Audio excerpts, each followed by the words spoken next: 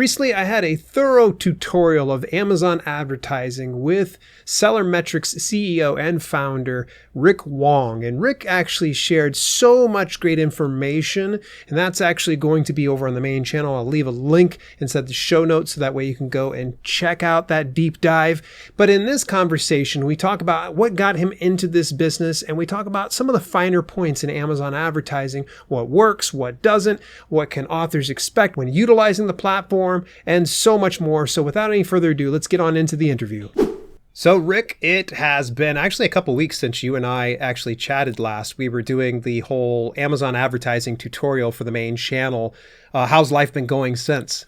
A little hectic. I just moved to like a new apartment, also a new office. I think in the first video you see like there's like a scratch mark in the back. Now there's not. So I'm in a totally it's new a clean office. wall. It's a clean wall now. So so I've been busy like doing the move. And other than that, just servicing my clients and producing content on my channel, and also producing content with different partners such as Dale. Yeah, this is so cool because I did not know this about you. You know, you had reached out to me and we just kind of hit it off right away. But you never brought up the fact that you had a YouTube channel.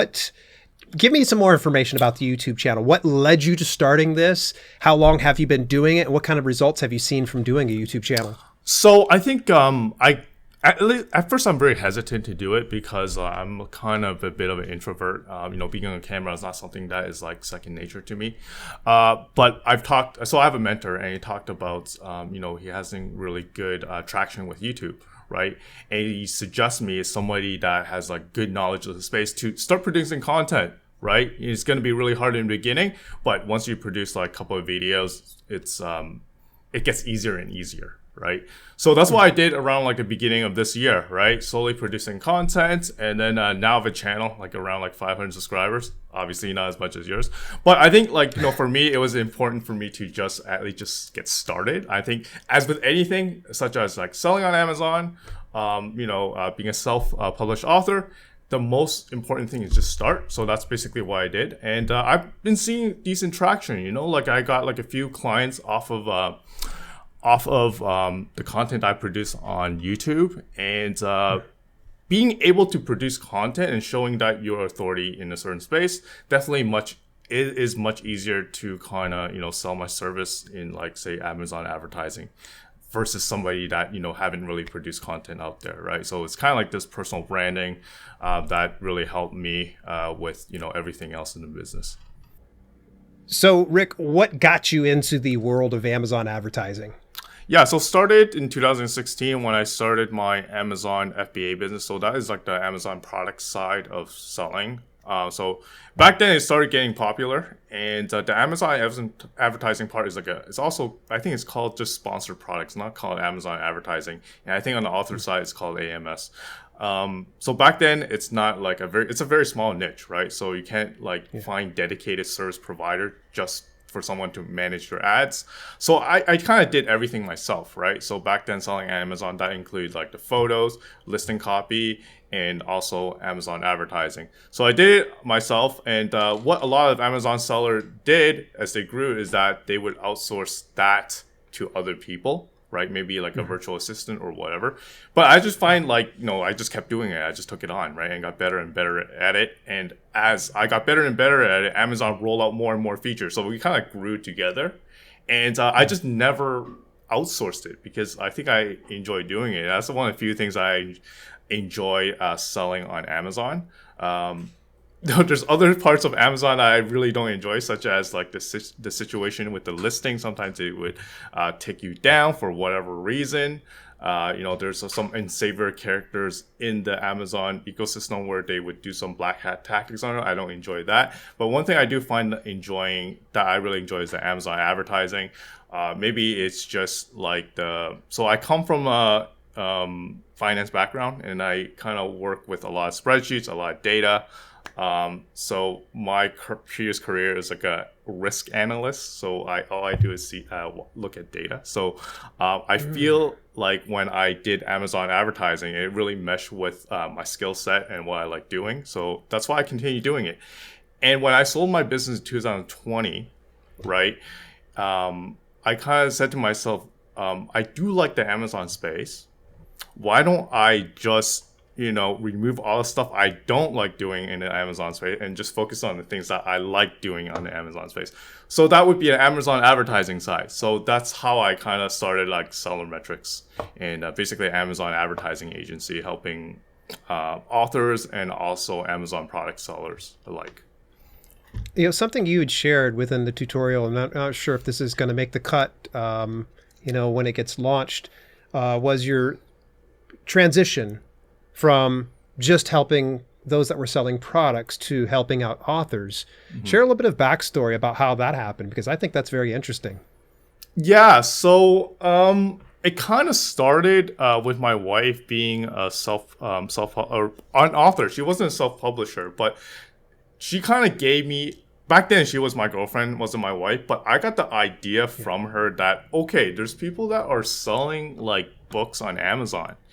And back then I did a lot of like a lot of different things in the entrepreneurial space, right? Mm-hmm. I was an Airbnb host at one point. I did affiliate marketing at one point. So I kind of, after I quit my job, I just throw a lot of things in a wall and see what sticks, right? So I kind of have a lot of knowledge in my head in terms of like side gigs. So just as a test for myself, just to try new things, I decided, okay, why don't I just like write a ebook about Airbnb, right? I was a host for a few years. I know what I'm talking about. And I see like what's on the market. There isn't too many books about, Airbnb. This is like back in like 2018.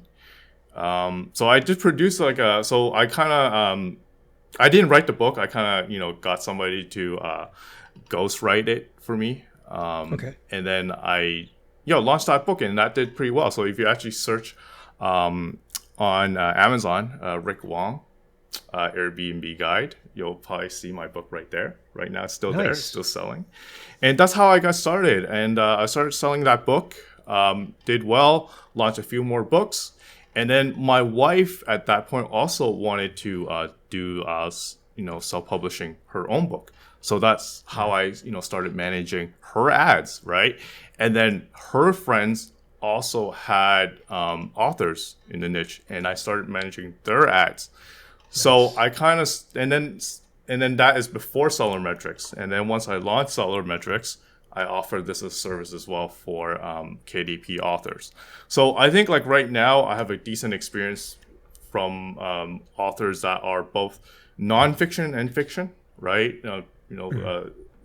Authors that sells nonfiction as in particular, like a lot of fiction authors, they sell like a series of books, and the advertising is fundamental different than like nonfictions, where the key business model is just to sell like one book, right, and just to make ongoing sales. But for the fiction authors, right, they're trying to sell the first book and try to monetize the rest of the series. So it's a little fundamental difference that I found advertising for those two side of the business. So that's what I learned. I also have some clients in the romance novel side, so it's very interesting. There's like so many topics in the KDP book niche, so still learning. So that's how I really got into like the KDP book side. Interesting. Now, you must have done pretty good because your girlfriend became your wife. So chances are you didn't really, for lack of better terms, you didn't mess things up, right? Yeah, I did not mess things up. I definitely didn't tank it. I did help with the sales. Yeah. Gotcha. Well, just to let you know, Rick, if you were to ever run my campaigns, hopefully you don't expect for me to marry you. No. Yeah. That wouldn't be good. I'm sure both our wives wouldn't appreciate that. Yeah. You've worked with fiction and nonfiction books. What do you find is the most challenging to advertise? Is nonfiction a little harder than fiction, or vice versa? I think it's pros and cons with the two. I feel like the fiction is a bit hard because there's very hard to find direct correlation with a particular keyword to the actual topic that a lot of these fiction writers write. There are times where, it's very obvious, like sci-fi books and stuff like that. For example, there's someone that came to me that writes African religious literature. So it's really hard to find like keywords around that. So I think fiction is a little harder. But then again, fiction, they would be willing to eat like a higher ACOS on the first book, on their sell the first book, because the key for them is to sell the first book and upsell the rest of the series, right? So it's like really fundamental difference. So I feel the lack of clarity between finding the right relevant keywords to the actual title itself is a key challenge for like the fiction authors. So I find that probably the more challenging part of the two. When you start working with, say, an author or someone that's, brand new to using Amazon advertising, what's the very first campaign that you typically fire off, and what does the budget look like for something like that? Yeah, so I would, so it depends, right? If like a author has already campaign running, I would actually really look into data of the previous campaign and see what converted, and then create like a specific campaign on all the keywords that converted for them. That's probably my first campaign. If they had campaigns running already, right? For that, I would just like probably use like $10 a day, right? With very low bid, right? And then scale it up from there. So when I say 10, it really depends, right, on what the author is comfortable with. But most authors that reach out to me, they're comfortable with like a $10 a day ad spend. So no problem. What's that low bid look like for you? Low bid, around like 15 to 20 cents. So interesting. So you go pretty low. I go pretty low first, right? I think the key thing about books is that the average order value, right, is around like $12, $13, right? Because I think that's the price that KDP wants it at before your royalty shoots up. And since like the retail price is low, you also want to keep the bids as low as possible, right? Or else your ACOS will go out of control.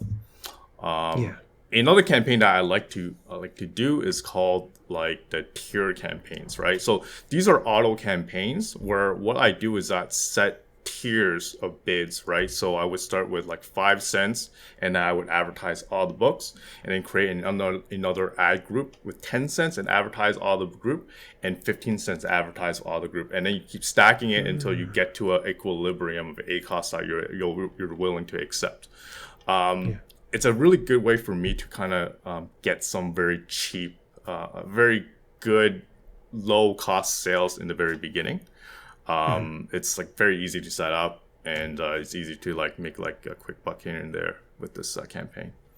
When you do start those initial like discovery ads, if you will, are you doing it through, say, sponsored products and automatic targeting, or do you like to lean on manual targeting over auto? Yeah. So when I talked about like having, if the author already have like campaign running, right, and I'm looking at data and see converted keywords that converted, that one I use manual. Okay. For the one I just talked about tiering the bids, that is auto. So basically, it's an auto campaign with a default bid, and you're advertising all your entire collection, right?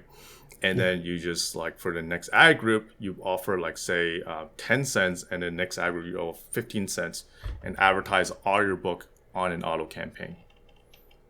Interesting. I really like this approach to things. I've always just kind of thought, well, let me just set my CPC and we'll see how it goes, and I'll just start to increase it from there. Whereas you're more proactive. You're like, okay, let's see what draws in the winning bids. And obviously everybody wants to have the lowest CPC possible, but we need to be realistic because there's a lot of competition. Yeah, and it gives me an idea of, the customer's market's cost per click is like, right? Because if I say like do my first campaign as only like 5 cents and it's not getting any like clicks, that's why I know this is probably too low for this market. So 10 cents, starting to get some clicks, not as much. 15 clicks, okay, we started getting a lot of traction.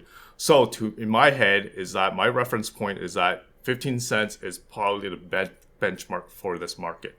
So that's also helps me in terms of thinking what is a good market rate for this particular niche for this particular author. How interesting.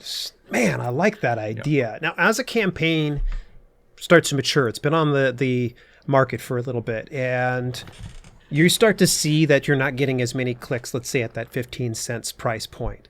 Do you increase that bid, or do you start a whole new campaign or ad group, if you will? I prefer to keep.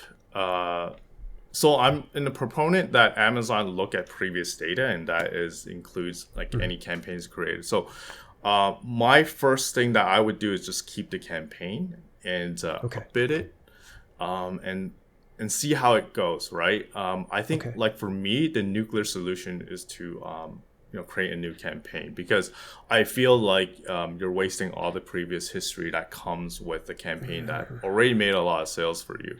Right. So that makes I'm so not much sense. I'm not a fan of constantly shutting down a campaign and creating a new campaign. It's almost like you're climbing the ladder and, falling off and reclimbing it.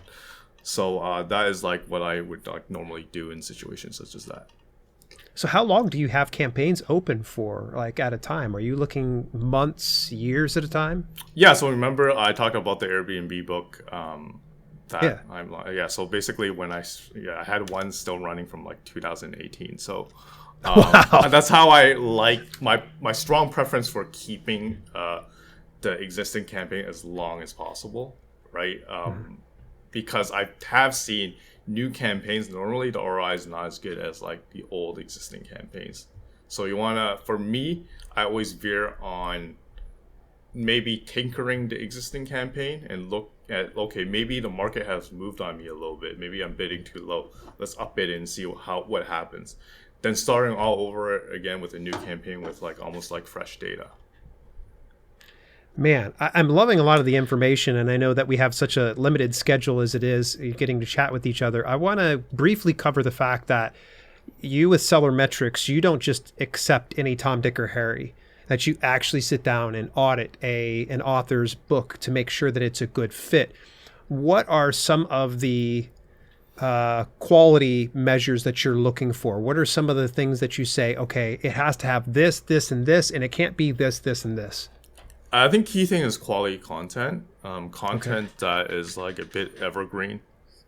I don't like the content where it's like very seasonal or very or just like run of the mill. Just like, for example, low content.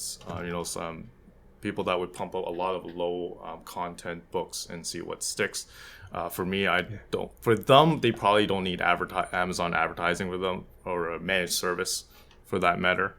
I think it makes sense for authors that have like a good set of, saying like around like 50 strong titles, right, or less than that, and they would get majority of sales from those 50 titles, right? Not from like say 1,000 titles, and maybe they'll sporadically make sales on each of them. So I think those type of authors profile would make sense for a managed service. And obviously there is also the size component of it as well, because we do charge a monthly retainer. So I would say like, at least like, $3,000 a month in royalty would make sense for services just mine. Yeah, see, I think there's a lot of authors out there that are, kind of on the fence about doing it, and I think it's great that you clarified.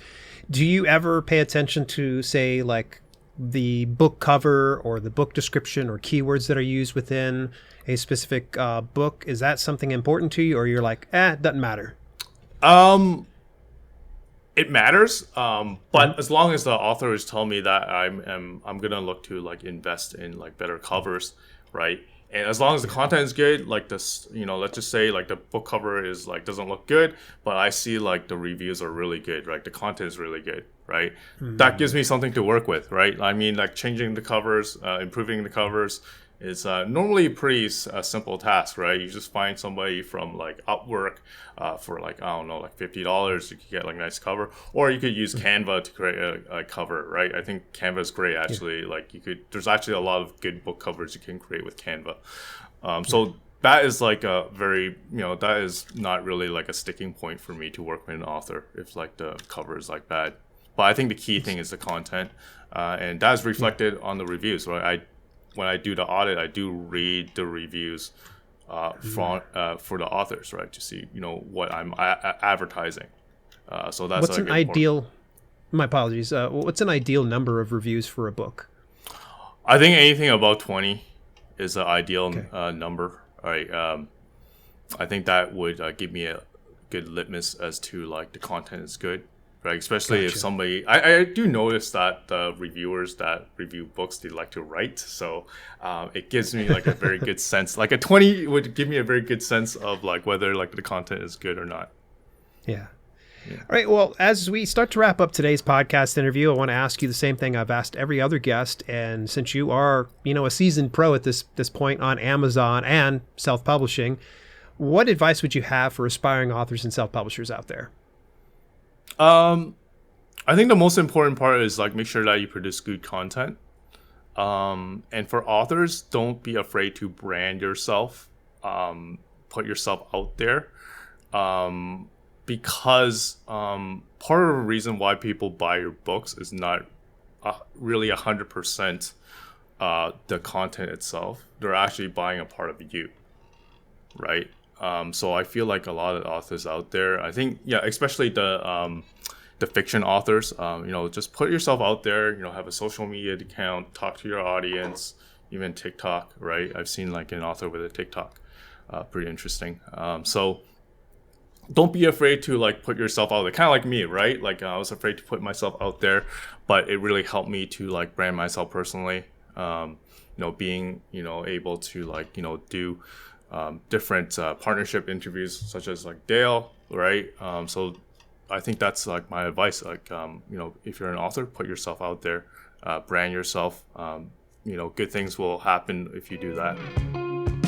You've been listening to the Self-Publishing with Dale podcast. Visit us at selfpublishingwithdale.com for more information on how you can level up your self-publishing business. Also, check out our growing video-on-demand service, chock full of free and premium content, when you head over to theselfpublishinghub.com. If you enjoyed the show, please consider leaving a review on your preferred podcasting platform. We thank you for tuning in, and we'll see you in the next episode.